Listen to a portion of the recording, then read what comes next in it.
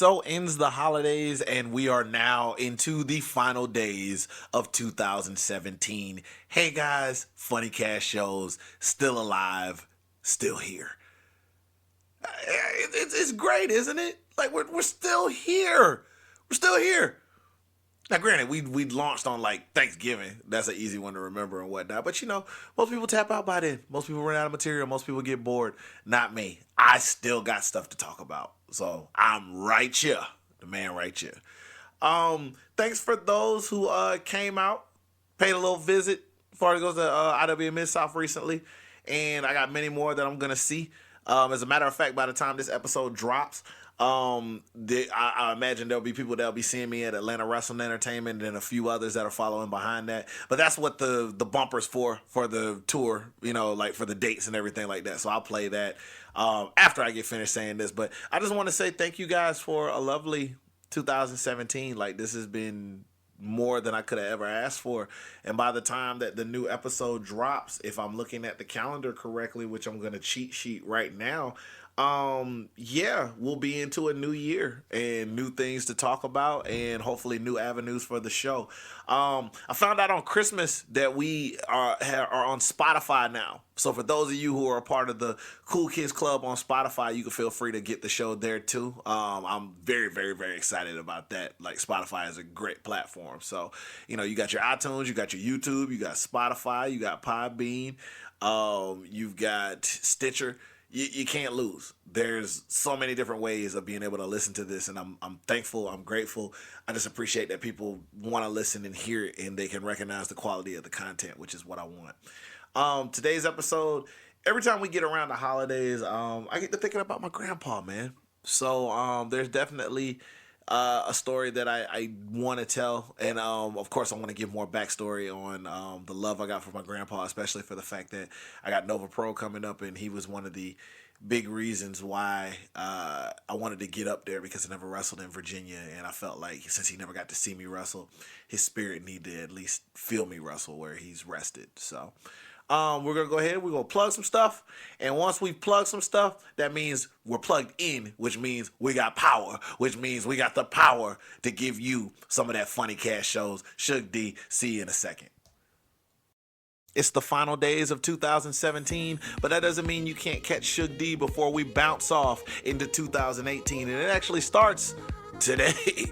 Catch Shug D live December the 27th at Atlanta Wrestling Entertainment at Show of the Year 4 at the Marietta Event Hall. December the 28th at Nova Pro Wrestling for Such Great Heights, being streamed live on Powerbomb.tv in Annandale, Virginia. December the 29th for Wrestling Theology in Carmel, Indiana, where they will be having the first round of their championship tournament to crown a first ever champion.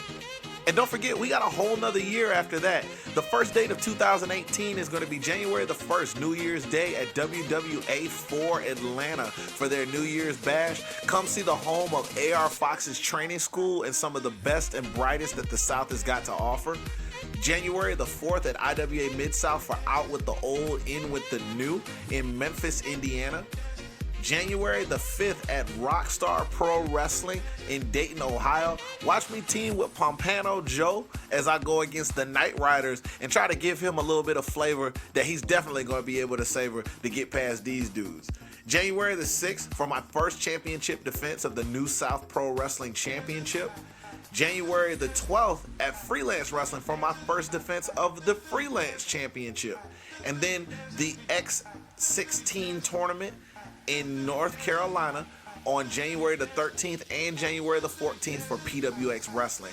It's definitely going to be some great dates. Don't forget, I will be in the UK for the entire month of February, so I'm still taking bookings there. I'm taking bookings anywhere at Sugardunkertonbro at gmail.com. And don't forget your shirts and your merch at prowrestlingtees.com/SugarDunkerton. We still have the hashtag Do No Harm merchandise, where any profit that's made from that, 50% will be donated to victims of abuse and mental abuse as well too. You have a wonderful one, and make sure to catch you a little bit of the Shuggy sensation. You know you want some. It's about that time, ladies and gentlemen. It's time for the soul seductive sounds of the Soul City Shouty. Ladies and gentlemen, welcome to the stage, Sugar D.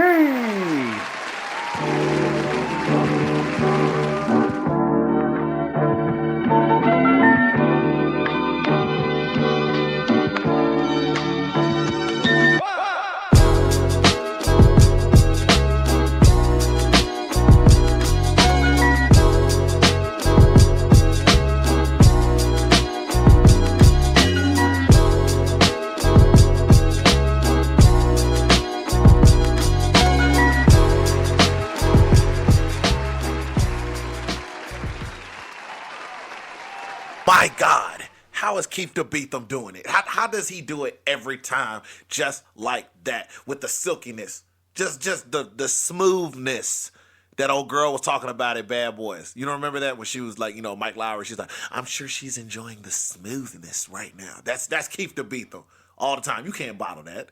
You can't buy that at the store. You can't get that prescription from a doctor. Be like, hey doctor, can I get some of that smoothness? That like, no, not the generic smoothness. I need that the Beatham smoothness. I want that. I want the high grade smoothness. That's what he's giving you every time he intros me. Every time, I just in awe. So happy that he's on the payroll. Thanks, Keith. Appreciate you. Get you some water. Get you some water, Keith. Hey, episode 7, back from heaven. Here we are. I can't believe it. We're about to make it out the new year, man. You know, this is ridiculous to me that we're even this far. I was talking to a really good friend of mine, old Jason from The Art of Charm, who actually was a great mentor when I decided to dig a little deeper into this, him and Nick Hausman. And he let me know, he's like, hey, the curse for most podcasts is 13. Once you either get to or before 13, usually you about to drop off, you about to fall off, shawty. So we're somewhat halfway there. You know, because there's no halfway number for 13 unless you're saying like 12 and a half. So I'd have to make like half an episode if that's the case.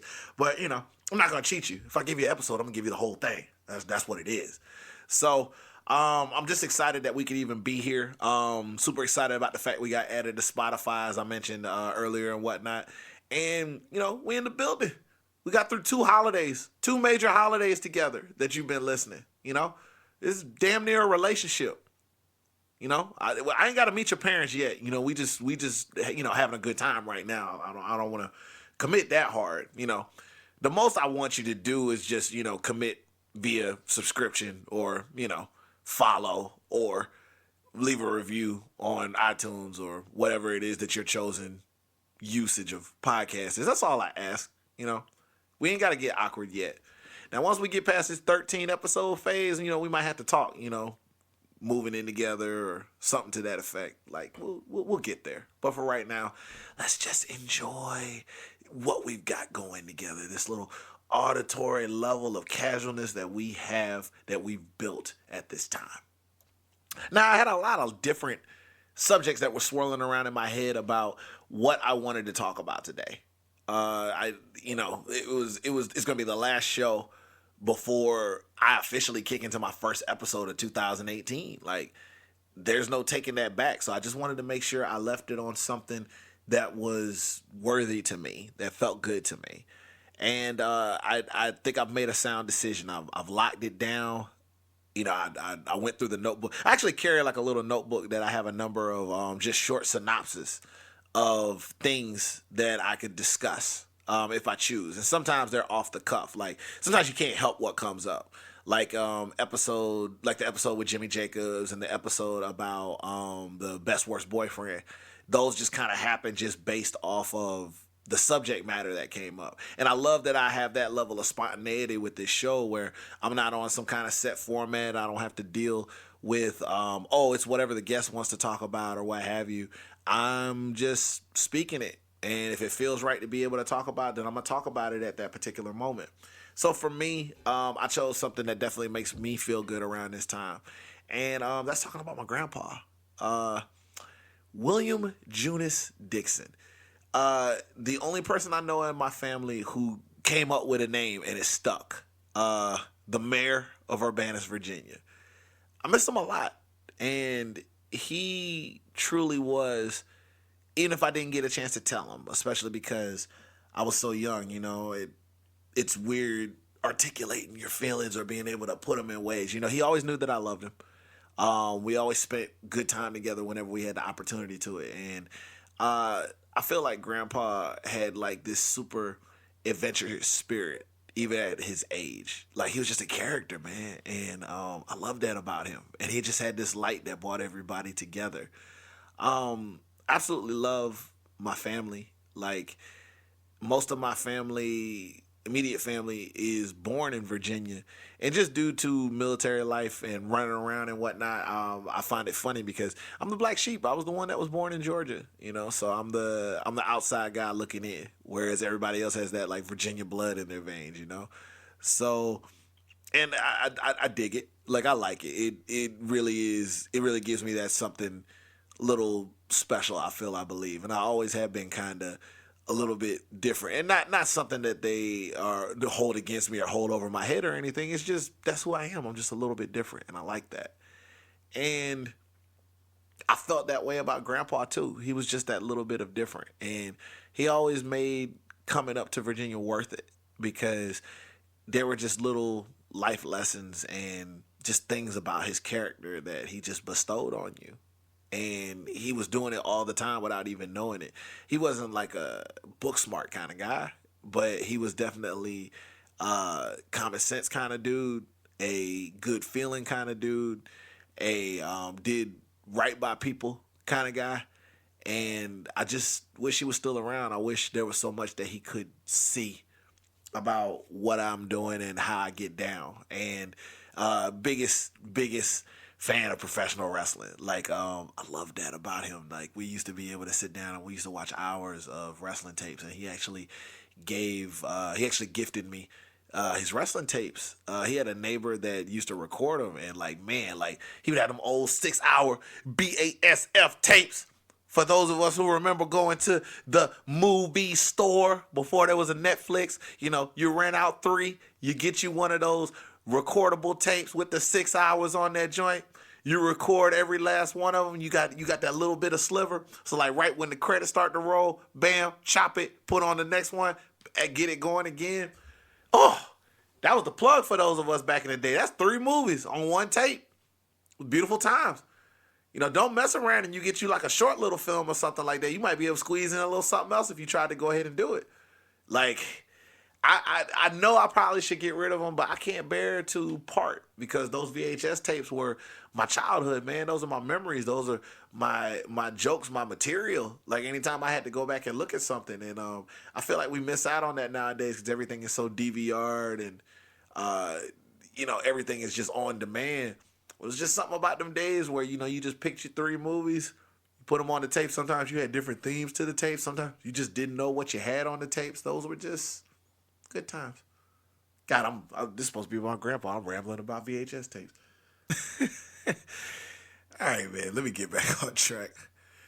Yeah, man. I would carry myself up there, and we would have a little room in the back that had the recliner, and it had a guest bed. And we would go in that back room in this quaint, just very nice home in Urbanus, Virginia, which is like deep off in the country. That's that's where my mom was born, uncle, aunt, a whole generation of family just in that house, and it was just cool, man. Like, I get back there, I kick it back. He would always take the recliner, and the funny part was Grandma would never let Grandpa watch wrestling, the wrestling tapes anyway. I guess he would watch it live on TV if he was able to catch it, but she would never let him watch the wrestling tapes, man. And like, he used to get excited when I come by too, because that was an excuse. She wouldn't tell me no. And Grandpa like, yeah, let's go on in there. We're gonna watch the wrestling. And man, we would sit back, WCW, WWF. He was a big WCW fan though. Very big on Ric Flair especially. And at the time, I was more so like a Sting guy at the time, or as we say in the South, Stang. But he was a huge Ric Flair guy. And Rick was just the man, He had the cars, he had the women, the robes, all that other good stuff like that. And I used to laugh because he would say it under his breath a lot of the time. But we would watch wrestling, and he didn't want to be too loud, Cause grandma, God fearing woman, everybody love the Lord in the house and whatnot. But we be watching, and a Ric Flair match would be on. I would specifically remember it was the Bass at the Beach where the NWO was first formed. And for those of you who don't really pay attention to wrestling, that's when Hulk Hogan started like playing the guitar. Like that was the thesis for the origin, if you will, of Hulk Hogan wearing black and white and playing his championship like a guitar and all that other good stuff like that. So yeah, that's where that started. But I specifically remember it was the United States Championship match between, at the time, Conan, not K-Dog, Conan, when he was like doing stuff and had like the crazy tassels and like all the colors and whatnot, versus Ric Flair for the United States Championship. He had Woman, and I believe he had Liz with him around the time too. This is when Liz did her little heel turn. And Ric Flair's coming down the aisle looking like he want to look, with the bad females. And he's in there, and I think there's the part where Rick start to put it on Conan, and he's just leaning back in the chair, like, look at him over there, like he whooping his ass. Look at him. Look, he can't do nothing with that. Look at him. Oh, that's Rick right there, baby. He got all the. I used to laugh at that stuff, like, cause I think he thought I couldn't hear him, but like, I just love seeing that little bit of joy, with him doing his thing, man, and just enjoying it. And I'm glad that we both were able to enjoy it together. Unfortunately, Grandpa died of a heart attack. He survived one, and the second one got him. The sequel got him, and I just remember it being a very, very sad day when I went up there, and it sucked. Like it was just hard to go back up there knowing that he wasn't there, and this is me giving kind of a public apology to my Virginia family because I know I've been scarce. It was just hard going up there. That was my light, man. And I feel like a lot of things changed when he wasn't there because he was the rock of the family. And we lost our rock. But I try to think like him. I try to remember him in spirit. And I miss him to no end. I feel like when I'm wrestling, I wrestle for him. He's always got a seat and he's always paying attention. And when I did my first show in Virginia for Nova Pro, it felt good. And I always carry the fact that, what would he want me to do? Like, what would he want to see? What would pop him if he was sitting in that chair? And that's always my feeling when I think about him. And, I think about fishing for blue crab and him sneaking vanilla wafers. Even though he was a diabetic, he was sneaking vanilla wafers off everybody, giving everybody sob stories so that he could get everybody up for like 4 or 5 vanilla wafers. So that eventually made a bar, when it was all said and done. He was the man. Oh, he was just the coolest dude in the world. And the story that I plan on sharing in a little bit was one of those times where it wasn't so cool, but it's always a definitive grandpa story. It was definitely him. And I love telling it. And I usually tell it at family functions, but now, we like family. We're at episode 7. I feel like we can share that. So I'm going to give a little bit of story. I'm going to give you a little story about Grandpa, or as everybody else like to call him affectionately, Pop Pop. And I hope that in the words of him, that it's some kind of good. And you're going to love it. And it's going to make you feel good and make you feel warm. And, I always talk about a laugh with a lesson. And I can't help but just feel, especially at this time and the way things work in this world. Let me get a second, I guess. Okay. I guess what I'm really trying to get at is we live life like we just expect everybody to be around all the time. We just expect it. We know they're going to be there. There's always tomorrow. There's always the week after. There's always the month after, the year after. We just become creatures of habit, and we don't expect the unexpected. This isn't the truth of everything. People leave us at any time. You never know what's going to happen. And I know that was one of the decisions that influenced me, making sure that I chased, things like wrestling, like trying to do this podcast full time. There's always time to do ordinary things or to do things that people claim, you know, that you'll never get another chance to do or whatever it is. Like, yeah, it's crazy quitting a job. It's crazy living a little bit on the edge and cutting that safety net. But at the same time, there's a million jobs out there if you had to do one. If you absolutely had to do one. There's never going to be another trying to chase something or trying to chase a dream or spending time with people. And, you know, I've had more time than ever to be able to spend time with people that I actually, like, sorry, that I absolutely, I'm getting a little emotional, I apologize, that I absolutely care about and love. And I've had some just awesome, beautiful moments in my life that I wish he could see. And, you know, I know he's watching down, but I just wish he was here so he could see it. And I know we all have those feelings where we just wish sometimes the most important person that completely understood who we are and never judged us could be there to just enjoy things and to be able to see what you became. Because I knew he always knew it. I knew he always knew I would be something special. And even though I always feel like I'm not there yet, you know, even though people say I do well and, you know, I'm never content. But he just knew. Like he knew there was something bigger for me. And when you have people like that in your life, you can't let them not know that they're appreciated. You can't give them your time. You got to give it to them. You can't not give them your time. You have to give it to them. You got to love them, man. And for the fact that I know he's not here, at least I feel good about the fact that he knows beyond a shadow of a doubt that I loved him. I loved him dearly. And I just look forward to doing stuff to make him pop in that recliner. You know, I want that for him because he deserves it. And I know he's out there still probably cutting a rug and acting a fool up there, you know, but that's Grandpa, and I would never change it. So I guess we're going to take a minute to go to a commercial and for me to get myself together because made myself a little emotional there. Thugs don't cry, you know. So I'll see you when we get back, you know, after these brief commercial messages. And there'll be more Funny Cash shows. Shug D, holla back. Depression affects approximately 14.8 million Americans each year. It's time we fought back. Professional wrestler Tara Calloway had high hopes of showing those who struggle with depression that they are not alone in the fight. Those hopes have now been turned into a project that is dedicated to helping those who are wishing to find a different way, a positive way of being able to battle their depression.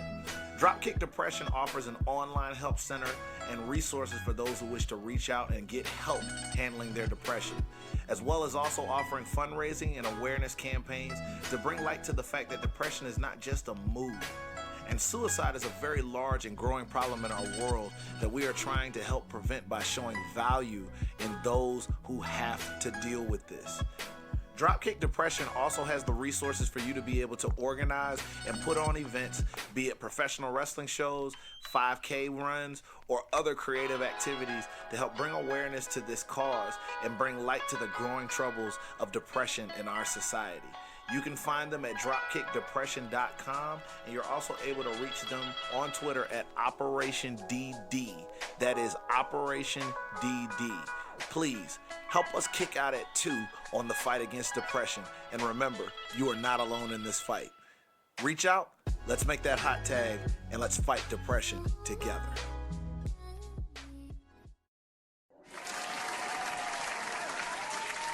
And we're back. Last episode of 2017, episode 7, coming down from heaven, raining down on you. It's Shug D. So, I got myself together a little bit. Hopefully I won't have any weird displays of that disease known as emotion during this. Nah, emotion's not a disease. It's a beautiful thing. It's a beautiful thing. It's a beautiful thing. So, let's talk a little bit about my definitive grandpa story. About, the good man, William Junius Dixon. So, here we go.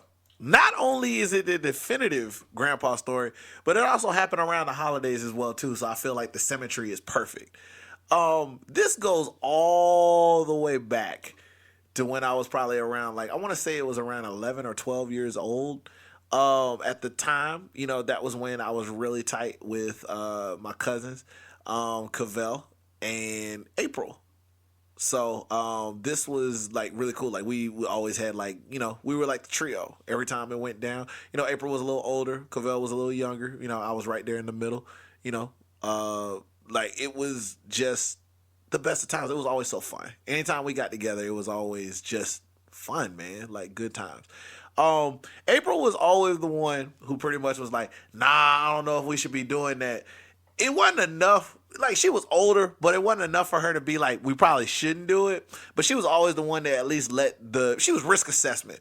So she was always the one that pretty much was like, I don't know if we should be doing that. I mean, this can happen, this can happen, and this can happen. But if we gonna do it, all right. And if she did do it, she always made sure that she was kind of on the outskirts. So you couldn't really say that she did it. I mean, she was involved, but you couldn't really say that she did it. So it was what it was. She was always good about that kind of stuff. Cavell was like ride or die. That was my tag team partner, man. Cavell, fact of the matter is, if we were getting into something, that was the ace boon coon right there. It was about to go down. So chances are, if I got in trouble, we was in trouble, and vice versa. And everything just seemed like a great idea when you rolling with Cavell. Everything seems like a great idea when you got the right kind of peer pressure. You know what I'm saying? At the time, he was a little bit heavier. This was before he discovered football and started dropping some weight and all that other stuff like that. My man loved to eat, loved to get into stuff and everything.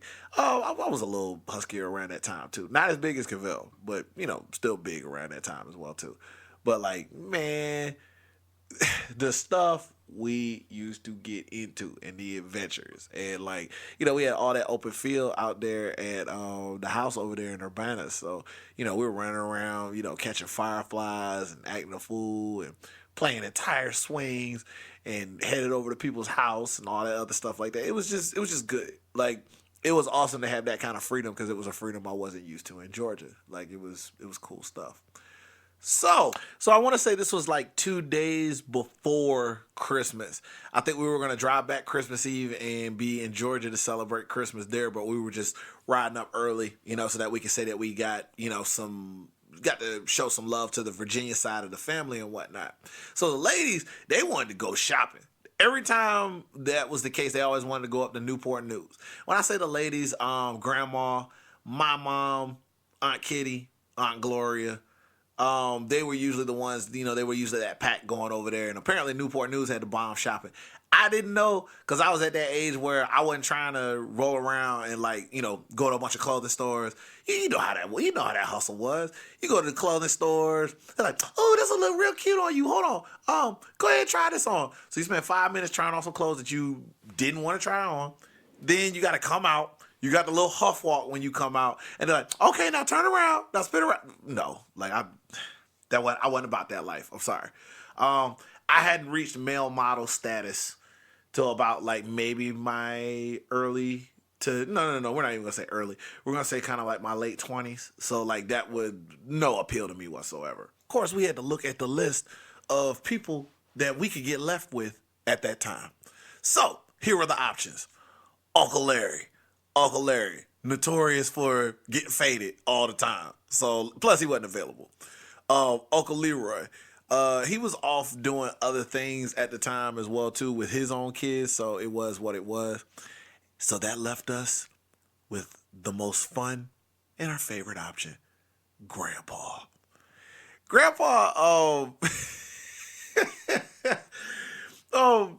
It's not like Grandpa couldn't look after stuff. Grandpa's just notorious for getting into stuff. So it's you could leave the kids with him, but it's ain't no telling. you know. So, grandpa, I'm sorry, I'm laughing before we even get to whatever the parties is gonna be. You know, it's just thinking about grandpa, man. Like, for example, I got a mini story. For example, grandma said that she needed a few hours because she was getting a meal together one day. So she was like, you know what? He was like, I'll go ahead and I'll take the boys fishing. So he decided to take me and Cavell to go fishing. So he could go ahead and he could grab some blue crab. He was thinking that would be good to go with what grandma had cooking. Speaking of which, grandma's refrigerator. To this day, it doesn't matter what you ask for out of grandma's refrigerator, you gonna find it. Like my brother's first wife had came one time, and I remember it because like everybody was joking on it. He was like, "Oh, she bougie, ain't she?" She didn't eat regular dressing. She ate oyster dressing. Ooh, fancy. So like everybody was wondering, like, dressing was in peril this year. It's like, oh, ain't nobody gonna have no dressing because she can't eat no dressing. And then, she's like, that's okay, baby. Just push the Kool-Aid over in that back counter over there, and then you gonna find some oysters. And then if you move over there steak tartare, and you move over the filet mignon that I got over on the side, then you'll find the dressing that's gonna go It was always like that. It didn't matter what you asked for. She had what it took in that refrigerator. Didn't matter. It's like, hey, I'm trying to have some pufferfish sushi, and I want it with a side of creme brulee glazed in diamonds. And she's like, that's okay, baby. If you're looking for that, all you got to do. And she always telling you to push something over, like to find it. Cause let's be real. You know how black grandma's refrigerators are. Like they fill to the brim. There is no space. It's like playing Tetris. Like that's where we get our skills for storage from. Tetris and organizing the refrigerator for black moms and black grandmas, especially black grandmas. Like you've ascended if you could organize a black grandma's refrigerator. That's just is what it is. But I digress. He thought it would be cool, like to go ahead and have some blue crab to go along with it. Blue crab is so good. So we went down to like the riverbank and we started fishing, having a good time, bonding. I learned how to actually fish around that time and whatnot as well too. Like, it was cool. Like he was putting me up on game. And grandpa being grandpa, he down there doing that, and we down there for about 30 minutes to an hour. He's like, man, this is real cool, man. It's good. And then I don't know why suddenly an hour later you think about it. But he's looking at the time, he's looking at everything. I think it was because he saw a cop roll by and he's sitting down chilling, and then he looks up, and then he looks down, and then he looks up again, and then he looks down. He's like, hey, y'all got your fishing license? At this time we like 10, and 8 respectively. The hell we know about a fishing license? We barely know to, make sure we put deodorant on before we go outside, because we're sweaty, sticky young males, and we looking at him like, fishing license. He's like, Lord, we gonna get up in trouble. Let's go. We got to go. He had to we stole from the first bank of the river depository, and we running off and we jumping in the car, speeding off, like we done did something, I felt like American gangster, like young. But that was grandpa. That was just who he was, and I love that about him. I love that about him. Like, do not get me wrong. I say all this, but I love that about him. So I guess the way grandma thought it is like everything should be okay. We're only gonna be gone for a few hours anyway. What's the worst that could happen? So, you know how that question ends you off a lot of the time. Grandpa gets a good pull on them suspender straps. And he's like, I got this. He's like, I can handle them kids, so it's all good. He done said it. Like, we handled, because Grandpa got it. Grandpa in charge. So they go and they get in their little caravan of ladies, and they go to Newport News to get their shop on and whatnot. A lot of the times, to be fair, it's not like we were bad kids. We just got into stuff, So we kind of took care of ourselves. We were good, April was doing her nails, like she was getting her like junior beautician thing on. Me and Cavell, we were like just being stupid, doing what we do, like telling jokes and watching wrestling tapes and all that other good stuff like that. Grandpa, I can recall, I think he was on the couch, and watching stuff and then going in between to the kitchen and whatnot, just in between the two. And Grandpa, like, I always get a laugh when Kevin Hart makes that joke, because when he wasn't physically in the room with us, he was that type of dude from the stand-up special where he was like, hey, what's going on? Y'all better not be all right in there. Then go back to either, like, taking a nap or just watching whatever he was watching, like Wheel of Fortune or whatever it is. So for whatever reason, everything was going just fine. But for whatever reason, Grandpa had to get up and go somewhere real quick. He didn't say why. He never said why he had to go somewhere. That was classic Grandpa. Never said why he had to go somewhere. Just had to go. But like, it was Grandpa. He was the mayor. He was the mayor of Urbana. Like, everybody knew where he went. Everybody knew who he was. Everybody showed him love, so he could just show up anywhere and everything was all good. So he comes in the room. He's like, hey, all right, I'm gonna be gone for a little bit and everything like that. Don't get into nothing. Don't call no trouble. Everything gonna be good. I'm gonna see y'all in a little bit, all right? Okay, Grandpa, yeah, we got this. He looked at me. He called me Lucky. That was his nickname for me. He's like, Lucky? He said, better keep this thing together. You got the ship. But, I felt strong because he told me that. He was like, I got you.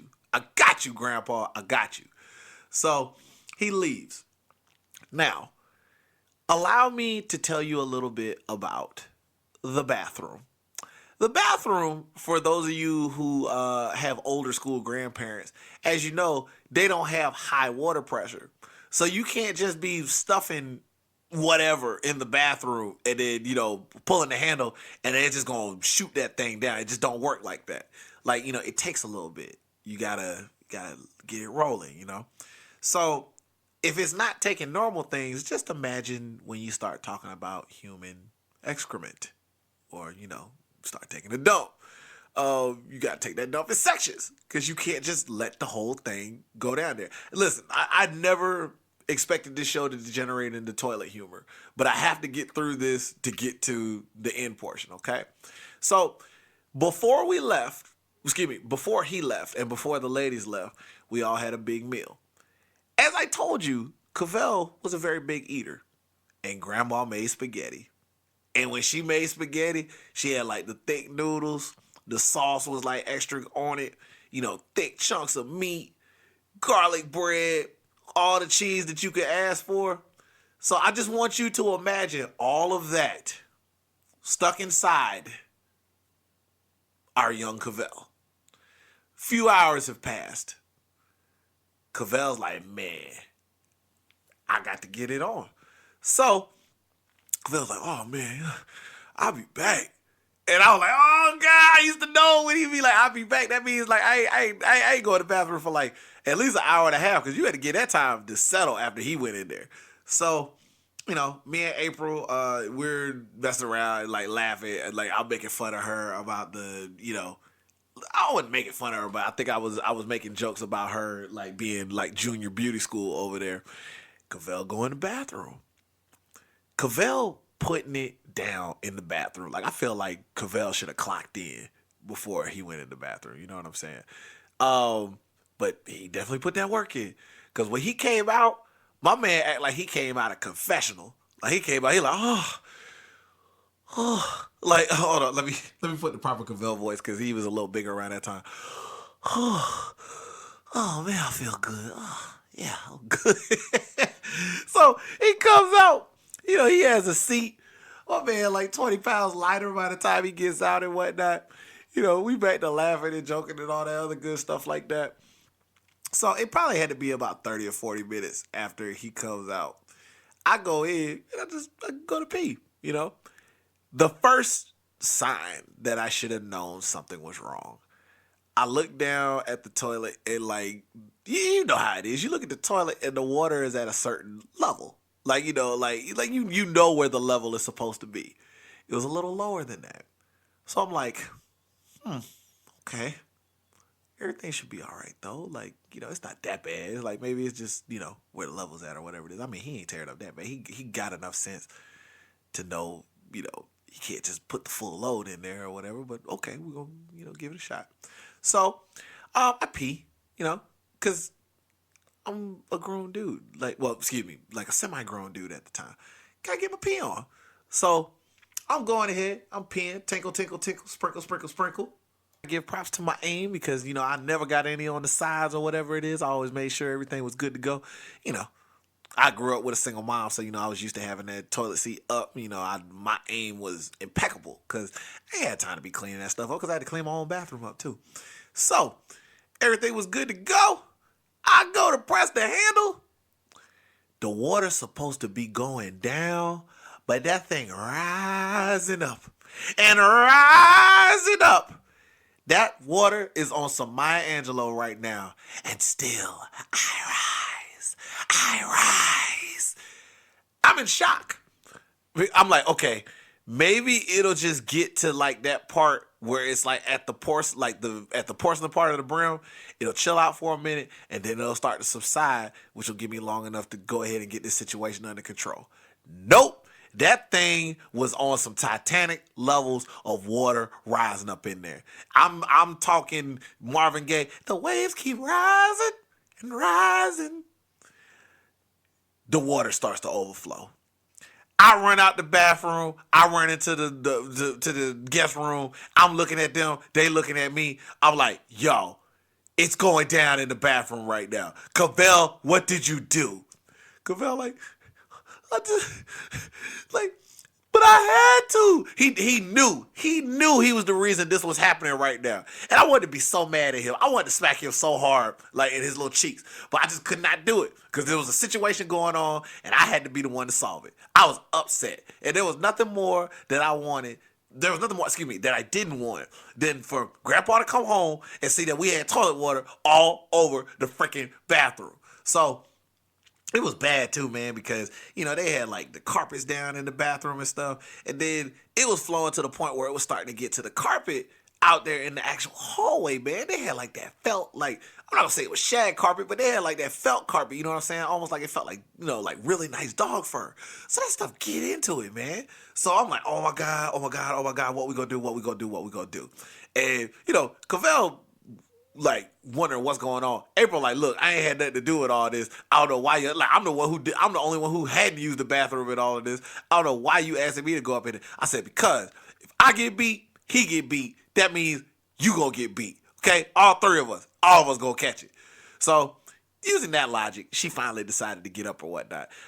She didn't get into the deep part of the cleaning, but she at least helped with the makeshift little Hoover dam that we tried to build in the bathroom so that it wasn't overflowing the carpet so bad. Me and Cavell, oh man, we was in it. Like, we was in that bathroom. It was smelling like toilet water all over the place. We was using whatever, t-shirts, towels, just anything that we could find to keep this thing sopped up until it finally decided to just stop. And none of us had like toilet knowledge. Like, we didn't have plumbing knowledge, to be able to be like, okay, we'll pull the chain in the septic tank or do this or do that. Furthermore, we were pissed off because we were looking for a plunger, and all the ordinary places where you would find a plunger, which usually is on the side of the toilet or, maybe a room down or something like that, was nowhere to be found. There was no plunger. We ran around like crazy. And Cavell, like, the plunger is the holy grail for him. So he looking around, he's like, man, where's the plunger, man? Where's the plunger? We can stop this if we got the plunger. I'm like, Cavell, I don't know where the plunger at. Just get the sopping, okay? This is all your fault anyway. Ain't nobody tell you to go over there and get a second bowl of pizza and all the garlic bread. I ain't even get no garlic bread because you was eating the garlic bread. I don't know if I was just mad because I didn't get any garlic bread or I was mad about it. So it was probably a combination of both. But Grandma had really good garlic bread, and I was mad that he went and he ate. Oh, besides the point. So we must have spent like 20, 30 minutes sopping stuff up.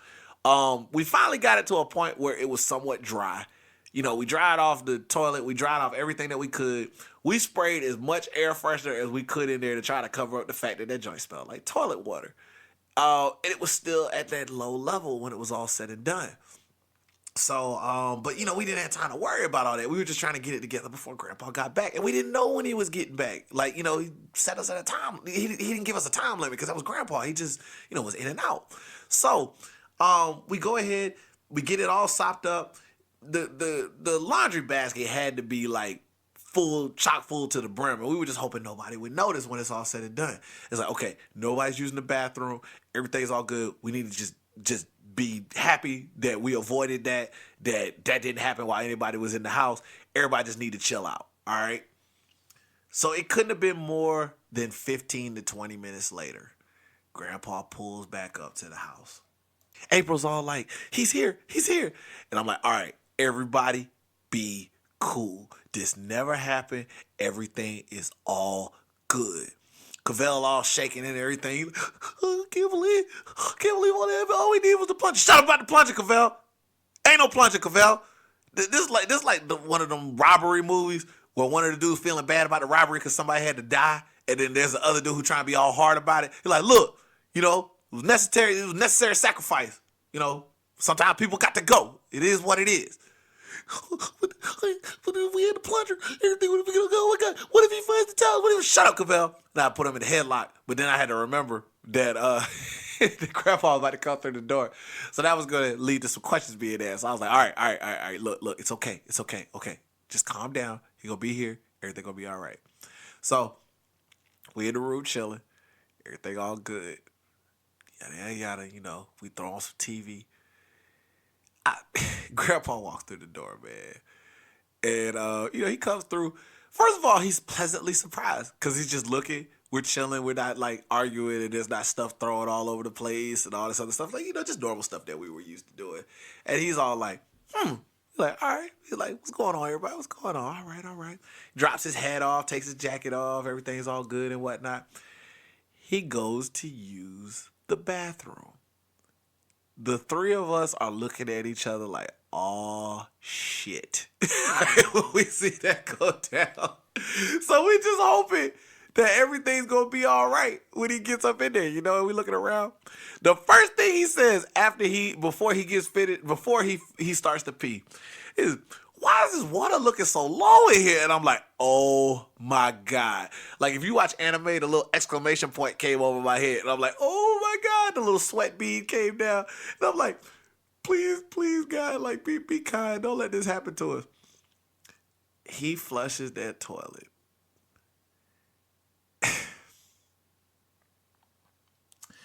He flushed that toilet, and it's like when you think the killer did at the end of the movie, and then he jump up and start tearing more stuff up. Apparently, that water came up with more of a vengeance than it did the first time, and it was just wow. It was crazy. Water started coming up all over the place, and I never heard Grandpa really get into it with cursing. I heard him curse under his breath with the Ric Flair situation and whatnot. But I never heard him curse until that moment. The water started coming up. And this man is like, shit! He's like, what the hell going on up here? Oh my God! He's like, this thing, oh shit! And water going down. Cavell is busting out crying. I'm over there like, oh man. I couldn't even let no sound out. I was just like, man, I just crumpled my face into my hands. April don't know whether she want to laugh or she want to cry. And I think it was because she was so delirious about the fact that she honestly probably really didn't have anything to do with the situation, but she knew she was about to catch it all the same anyway. So she was just like, whatever. She like, I don't care. I'm going to finish my manicure. So she's still going out doing her manicure while she just alternating between the two. He's like, God damn. He's like, what the hell going on up here? All this damn water. What did y'all do? What did y'all do? Grandpa runs. First time I seen him too, because he wasn't exactly the most spry guy in the world at his age. But when it came down to it, this man was Jesse Owens because he was running. Grandpa runs from the bathroom all the way down the hallway to the front part, out the door to the shed that's out there in the field. What does he unearth from the shed? A freaking plunger. You keep a plunger when... This is the part where I wish Cavell could slide in and do the aside for me, because we had to talk about this after the fact when we got older. It's going down on your toilet as we speak, and you know it's about to go down. And you keep a plunger in the shed all the way on the outside of the house. The most non-convenient place to keep, aside from an attic if you have it, the most non-convenient place to keep a plunger, and you keep it in the freaking outhouse with chainsaws and heavy-duty lawnmowers, and we could have saved the day with a plunger. So technically, I want to blame this on Grandpa for just his bad placement of items, but it is what it is. You know, he's not here to defend himself, unfortunately. So he comes back in, and I'm telling you, he's plunging his life out. He plunging and cussing at the same time. He's like, shit, can't believe this is going on. God damn, I can't believe this shit is going on. Oh, y'all, like, I can't go nowhere. I can't leave nowhere without you. Oh, my God. Look at this shit. It just plunged. Bloop, bloop, bloop, bloop, bloop, bloop, bloop, bloop. Finally, he gets the clog taken care of. The water stops running. He redoes all that drying that we had to do. And I know he had to reuse a lot of the towels that we already did. He finally gets it dry. And we've had enough time during all the craziness to chill out and get ourselves together. Grandpa comes out the bathroom, plunger in hand, looking like he got the executioner's axe. And he just walks in the door frame and is just looking at us. It must have took him like a good minute to get together what he wanted to say to all of us. We just looking down, we looking sorry, we looking ashamed. And he just over there, I can't go nowhere. I can't go nowhere for 30 minutes, 34 minutes without y'all tearing stuff up.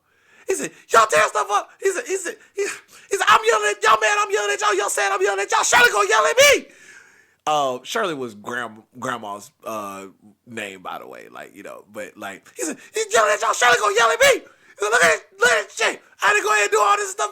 No, I can't trust y'all. I can't leave y'all alone. I can't do none of this. But tell y'all what, though. I ain't going down. Y'all going down.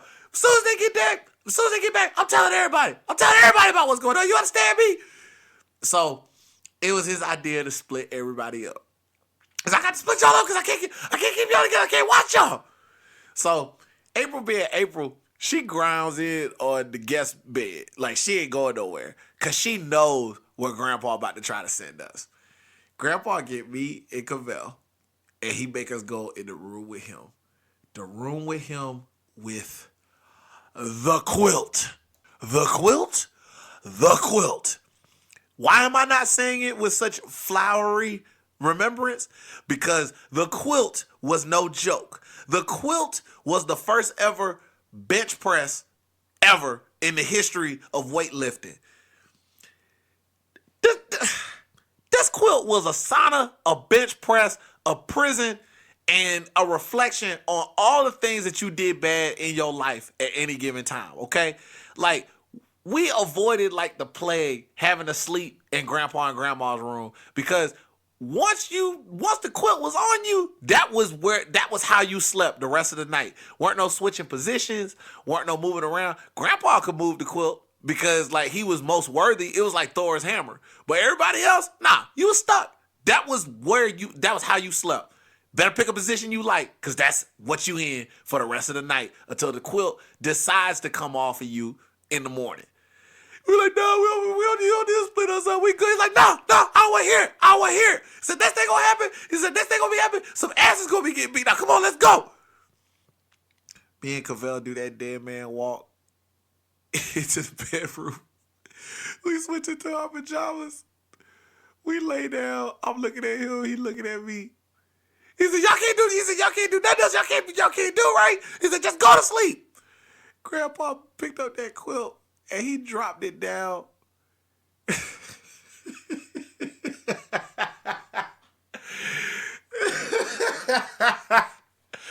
That quilt felt like sheetrock. It was like sheetrock. It was sheetrock and an entire layout of marbles and dry concrete.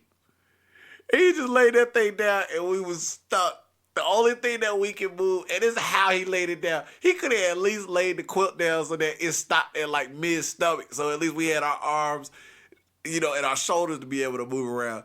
This dude took the quilt and dropped it shoulders, like at our shoulders. So the only thing that we could move was our necks. I turned to Cavell. Cavell turned to me. Cavell like, oh, hi. I'm like, it's like, if I don't wake up in the morning, I just want to let you know I love you. And I'm sorry.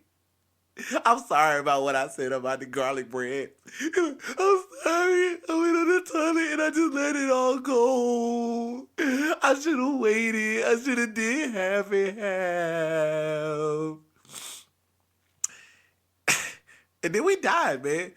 We do like we were rotisserie in that bed for like until like late that night. Like, dude, like we must have lost 20 pounds in that bed, man. We heard the doors open up and there go all the ladies coming to check on us and everything. So, they cut on the light and everything and they look at us and she said, look at him. Now Grandma and Aunt Gloria and Grandma, Aunt Gloria, Aunt Kitty, they were perfectly okay with what they saw. Like, oh, everybody, they went to bed kind of early. I guess they must have got tucked out and everything like that. They were perfectly okay with that. My mom being my mom, she just knew better. Especially because she knew my energy level. I tried to stay up every chance I got. So she looking around and she like, something ain't right over here. It's like, what they doing in bed so early?